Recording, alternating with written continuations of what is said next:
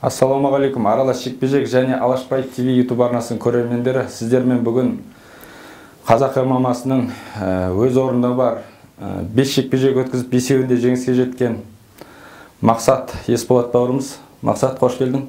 Ассалаумағалейкум, қош көрдік. Мақсат, бірден сұраққа көшіп кетейік. Жалпы сенің 5 жекпе-жек өткіздің, соның жартысы 2 миллионнан аса көрермендер көреді. Оның сыры неде жалпы? Оның сыры, енді мен лақап атым жауынгер ғой. Сол үшін соңына шейін жекпе-жек өткіземіз. Енді қандай да бір тартып тұратындай қылып өткізуге тырысамын, енді қолдан келгенше. Стердаундарда болады ғой, өзі бір жаңағыдай бір кереметтей стердаун өткізсең, ертең адамдар не болады екен деп, ай осы жекпе-жек қызық болады ау дегендей болып қарайтындай болып, сондай қылып жасап жатыр қолдан келгенше. Жалпы көп жігіттер айтады, қазақтың менталитетіне келмейді, оны итеріп. Комментарий оқи берсең, енді адам бәріне жаға бермейсің ғой. Біреулер жаңағыдай дейді, біреулер. Но бірақтан көріп жатыр ғой адамдар соны. Ешкімді itергенде бір жаңағыдай бір жау қылып итермейсің. Болады өзі жаңағыдай өздеріне көп алатын кездерде орнына қою үшін кім бізге қылышымен келеді, соны өз қанына тұншықтырамыз деп ата-бабамыз айтып өткен ғой баяғыда. Сол секілді, егерде маған да ешқандай бір жаңағыдай оқыс қылық көрсетпесе, мен де оған ондай оқыс қылық жасамаймын. Жалпы трэш-токқа қалай қарайсың? Трэш-токқа жалпы дұрыс қараймын, бірақтан көбінде ондай қатты қызығып, қатты беріп кетпеймін ондай трэш-токтарға.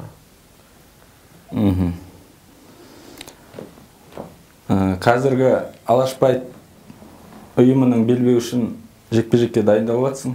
Жалпы қарсыласыңды білесің бе, қаншалықты танисың, көрдің бе? Қарсыласым Open FC дейтін промоушенның бір топовый бай жауынгері. Оны мен бұрындар білмейдім, енді көріп отырмын, енді маған бергеннен кейін көріп, бәрібірде ол қараймын, жаңағыдай білем, көрем. Соған қарай енді өзіміздің қазір жоспар құрып жатырмыз командамызбен, тақдим командасымен бірге.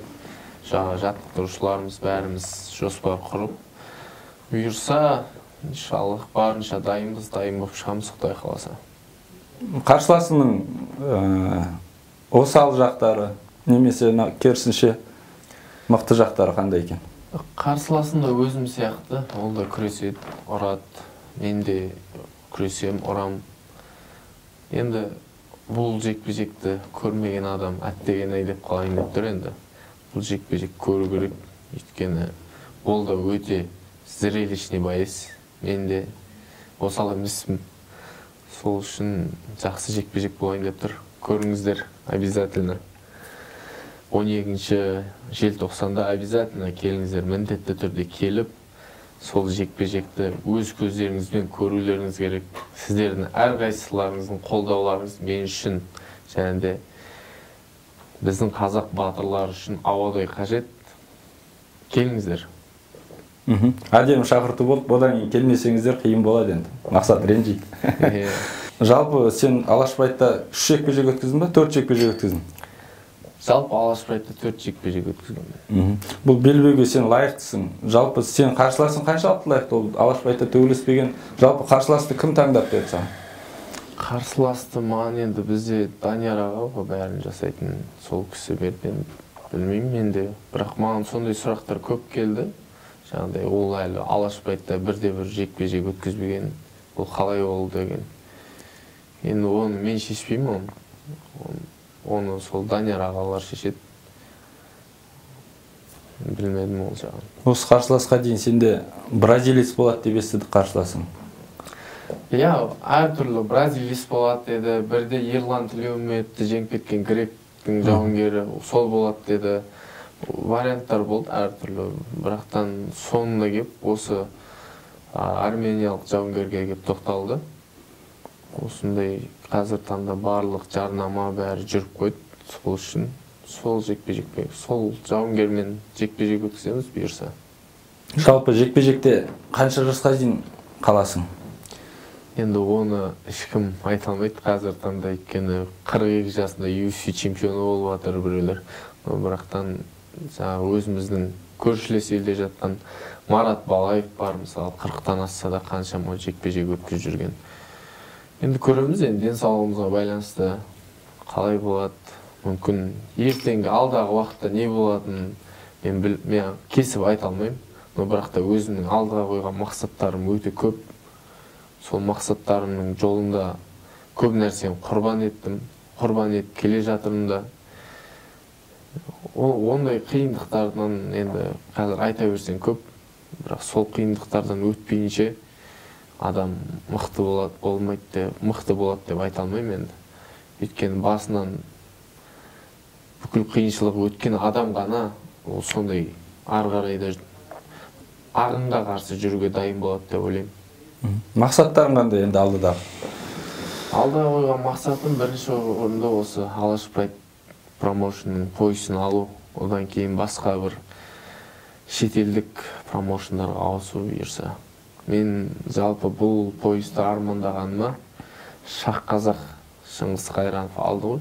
Мен сол кезде сол Бейнеу, Маңғыстау облысы Бейнеуде жұмыс жасайтын.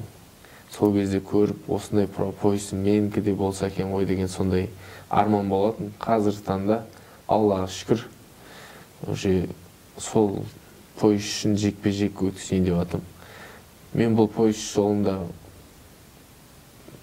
қарсыласыма қарағанда мен лайықты келдім. Құдай қаласа мен бұл үшін соңына дейін барым. Соңына шейін жекпе-жек өткіземін. Обязательно келіңіздер. Оны айтып жеткізу қиын ол нәрсені сіздерге. 5 жекпе-жек өткіздің. Ең қиыны сен үшін? Ең қиыны маған анам Шымкентте Тұран FC-мен бірге өткізген Алаш Прайдтың жарысында Шымкентте болды. Ол жерде өйткені анам қасымда болды. Ал анамның көзінше төбелесу дейтін өте қиын. Ол кісі енді ол кісіге менен де қатты қиын болды деп ойлаймын, өйткені өзің балаңды біреу ұрып жатса көз алдыңда. А менде сол кезде вообще маған морально психологический давление қатты болды. Анам көзінше жаңағыдай жеңіліп қалмау керек деген сияқты. Қайда Санжар Әжібаев мені торға қарай қысқан кезде, сол кезде өз-өзімен сөйлескен сәттерім болды мен. Өз-өзімен кәдімгі мақсат, сен анаң қарап отыр, сен жеңілмеуің керексің деп. Өз-өзімен кәдімгі. Сол кезде мен шыққан болатын сол жерден. Шығып, Аллахқа мыңда бір шүкір әйтеуір. Ол жекпе-жек есіңізде кәдімгідей кино сияқты болды дейсің, ол жекпе-жек өзің үшін? Өзім үшін кәдімгі өз-өзім сыртымнан қарағандай болдым кәдімгі. Бір екі мақсат бір-біріне сөйлесіп отқандай болды. Сен қалай жеңілесің деп. Сол мен үшін ең қиын жекпе-жек болды.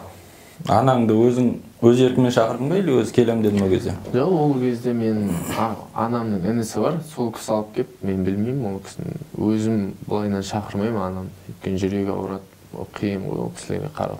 Мен жекпе-жегімді ол кісі даже телевизорден де қарамайды. Біткеннен кейін барып өзім хабарласам. Қалай жеңдім, осындай деп, осылай болды деп. Одан кейін барып қарайды. Онда да ол кісілер енді жан ашып, нең бар ұрып, жай ұрмайсың ба? Қарсыласыңға жан аши ма? Қарсыласың. Айтадым, мама мен ұрмасам, мен ұрады. Солай болды енді деп. Мамаң да негізі батыр екен, баласын жекпе-жегіне келген. Анам өте батыр кісі негізі. Біз енді кішкентай кезімізден әкесіз өстік. Сол себепті анамыз бізді ер мінезді қылып өсірді, ешқандай бір қандай ешкімнің алдында басымыз сүмірейтіп қойған жоқ. Өзі еңбек етіп, адал еңбегімен өзі зейнетке шығып, қазір таңда Аллаға шүкір, біз өзіміз қолдан келгенше әйтеуір анамызды алақанымызда ұстап, разылығын алу үшін барлық нәрсені жасап жүріп, енді тек жақсы жағынан шығару үшін анамыздың атын. Арыс қаласына барса да әйтеуір ана мақсаттың анасы емес па? Көп жерлерде таниды, енді әкімнен бастап. Жалпы жанұяда қанша ағайынсыңдар? Жанұяда біз 4 ағайындымыз. Ағам бар, әпкем бар, одан кейін тағы ағам. Мен жанұямда ең кішкентайымын. Ең кішкентайы сыртта өскен, интернатта 4 жыл құрлық әскерлерінің әскери институтында казармада жаттым. және де капитан шеніне жеткен кезде Қазақстан қарулы күштерінде 5 жыл қызмет еттім. Капитан шеніне жеткен кезде мен қарулы күштерінен өз еркіммен кеткен болатын том. Осы спорт жолында өзімнің бір кішігірім жоспарларым бар, енді соған байланысты кеткен болатын том. Бауырларың немен айналысады қазір? Спортшылар бар ма арасында? Бауырларым ішінде спортшылар жоқ, ішінде мен ғана спортшы. Менің әпкем тоже боевой, ол кісі де. Бірақтан спортшы емес, ол кісі 17 жасында алып қашып кетті. Бізде оңтүстікте енді алып қашу дейтін жақсы дамыған ғой. Сол себепті алып қашып кетті. Ал ағаларым ондай спортқа қатысы жоқ, спортқа қатысы бар мен ғана. Әкем спортшы болған, еркін күрестен спорт шебері болған. Ол кісі соған енді андай бір тұқым қуалау дейтін болады ғой. Дене бітіміміз, бәріміз әкеммен бірдей. 100% ұқсастық қой екеумізде. Сен қазір любительский карьерада қандай нәтижелер бар? Қандай спорттан? Енді любительскийде менде панкратионнан, мен бір мастер спорта болып, ондай армиялық қоян қолтық ұрысынан болдым мастер спорта. Сосын панкратионнан Қазақстанда 2-ні алып қалып, сондай болды. Және де жекпе-жектерге шығып жүрдім. Өзім енді қарулы күштерде болғаннан кейін соның қатарында көп шықтым. Армиялық қоян қолтық ұрысы дейтін өте қатыгез спорттың бірі негізі. Жатса да бастан тебе беретін сондай спорт. Ондай спорт басқа ешқайсысында жоқ. Ешқандай спортта көрген жоқ, жатса да басынан тебетін. Сол спорттан келдім. Өзіме жетеді, өзімнің жаңағыдай любительский карьерамдағы багажым. Қазір сол жерден шыңдалып, қазір профиға 1 жыл бұрын келдім ғой, былтыр. Құштарбекпен шығатын кезде. Ол да желтоқсан айы болатын. Желтоқсан айында сол кезде біз Данияр ағамен екеуміз сөйлескенбіз, Данияр Қасқаров ағамен. Сен жас емессің деді маған. Сені қоятын болсаң тек қана мықтылармен қоямын деді. Мен сол кезде 2-0 болатын рекордым. Құштарбек қанша? 9-да қырғызский комнат. 9-да 2 ма сондай болған. 2 ма сондай болатын. Маған тек қана сені мықтылармен қоятын. Содан кейін алды Санжар Әжібаев. Санжар Әжібаев 17-де 6 ма сондай. Ол да мықты. Еще ол менің алдымда ВФ-тің чемпионы болған. Өте мықты жігіт, ол да өте мықты. Одан кейін мынау Бабур Абдулазимов. Ол да Өзбекстанда өзінің орны бар, өте мықты жауынгер. Біраз адамды жаңағыдай есінен тандырып, сондай несі болған. Қазір таңда Аллахқа шүкір, желтоқсанда тура 1 жыл болады. 1 жылда поясқа келе жатыр. Маған пояс бермеген кезде мен тағы да сұрайтын, бұл жекпе-жектен кейін де пояс беріңіз деп. Бермегенше қоймайым деп. Бермегенше қоймайым, өйткені алмай қоймайды. Иә, мен келдім ба, ол жерге өзімнің тарихқа чемпион деген орынды қойып кетуім керек, қандай промоушенға барсам да. Сондай мақсатта ғана келдім бұл промоушен. Жалпы жекпе-жекке шыққанда қаншалықты қорқыныш бар бойыңда? Менде қорқыныш болады. Өтірік айтып керек емес. Қорқыныш деген болады ғой. Өйткені қаншама халық қарап отыр, елің сені отыр, ата-анаң, бапкерлерің еңбегі, оның бәрі үстіңе жүк болып кәдімгі асылады ғой. Сол жекпе-жек біткеннен кейін кәдімгідей бір өзің босап, дұрыс болып қаласың ғой. Ал оған дейін кәдімгі жүк болады, қорқыныш та болады, мынандай бір енді жаңағыдай бір соққыдан қорықпайсың ғой, бір жеңіліп қалам ба деген қорқыныш болады ғой. Өйткені ел алдында қорқыныш. Ел алдында қорқыныш сол. Елдің көк туымыз әйтеуір жерге түспес екен деп, еңсеміз төмен қарап тұрмаса екен деген ғой. Сондай оймен. Өйткені біз арқылы жаңағы бапкерлеріміздің еңбегі, бапкер дейтін негізі өте қиын жұмыстардың бірі ғой бапкер болу. Сен егерде жаңағыдай оқушың дұрыс жасай алмай қалса, бүкіл еңбектің бәрі, сөздің бәрі саған тиеді. Ал дұрыс жасаса, жаңағы спортсмен мықты, ойбай спортсмен молодец екен дейді да, бірақ бапкер сонда да шетте қалып кете береді да. Ал жаман жағы болса, бапкерге тиіп кете береді қайта-қайта. Өте ауыр жұмыстардың бірі деп ойлаймын бапкер болу. Бапкерге айтып қалдың ғой, жалпы қазіргі бапкерің кім? Кімдер дайындап жатыр осы жекпе-жекке? Қазіргі бапкерім бізде Дар Тим командасында жаңа Баян Жангалов ағай бар. Өзіміздің Қазақстанның ММА-сының мықты бапкерлерінің бірі. Және де Азиз Разиев.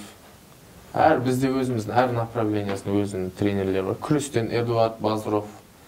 Жаңағыда бокс жағынан техникадан Дәулет Нұрланұлы дейтін кісі бар. Өте сондай бапкерлермен дайындаламыз. Және де грэплингтен Ринат ағай дейтін кісі бар.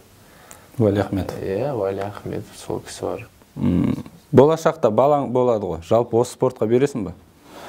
Болашақта, жалпы балам бұл спортқа енді ер болып өскенін қалаймын баламның да. Бірақтан бұл спортқа білмеймін енді. Бұл спортқа берем ба, бермеймін. Өзім өтіп келе жатқаннан кейін мүмкін күреске беретін шығармын. Бірақтан жекпе-жекке білмеймін. Жүрегім жадамай. Ол балаң үшін жүрегім ауырып, давление болып ерте кетіп қалатын сияқты өмірден.